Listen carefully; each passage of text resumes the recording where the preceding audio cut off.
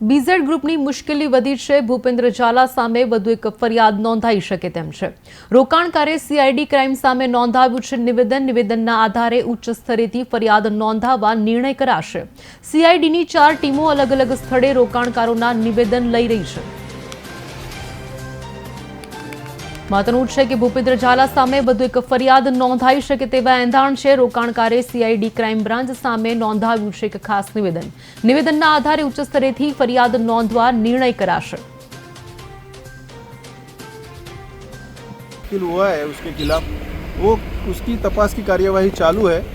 अब आगे के जो इन्वेस्टिगेशन जो होगा वो शाम को हम प्रेस नोट में रिलीज करते हैं हमारे सुपीरियर ऑफिसर्स, वो आप देख लीजिएगा। प्रांतिज में कितने का निवेदन लिया गया अभी तक? प्रांतिज में मैंने तो खुद एक लिया है, लेकिन बाकी की हमारी 4 टीमें काम कर रही है। मैं प्रांतिज ऑफिस द्वारा पैसा रोकेला એ ઓફિસ દ્વારા જે પૈસા રોક્યા એના જુદા જુદા એ લોકો એગ્રીમેન્ટ કરી આપતા હતા। મારી પાસે એગ્રીમેન્ટની કોપી છે। એ પ્રાંતિજ પોલીસ હું ફરિયાદ લખાવી છે ફાયર ત્યારે માગશે તો પુરાવા સ્વરૂપે હું રજૂ કરીશ। એજન્ટ નિકેશભાઈ પટેલ હતા કચ્છપુર વાળા, એમને લોભામણી જાહેરાતો આપી કે તમે આ રીતના રોકાણ કરશો, તમે તમારા નીચે આટલા 20 લાખની આસપાસ રોકાણ લાવો તો તમને માલદીવની ટ્રીપ આપી છે સાહેબ, માલદીવ જવાની। 10 લાખ રોકાણ કરો તો ગોવા જવાની ટ્રીપ આપે છે।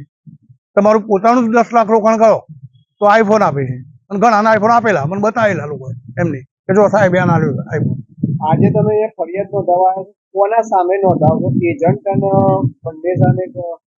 ના, એજન્ટ વત્તા ભૂપેન્દ્રજી ઝાલા બંનેના વિરુદ્ધમાં। આમ તો કોઈ જીત આપવામાં આવી છે એટલે બધું ઇન્વેસ્ટ કરવામાં આવ્યું? ના, કોઈ આપવામાં નહીં।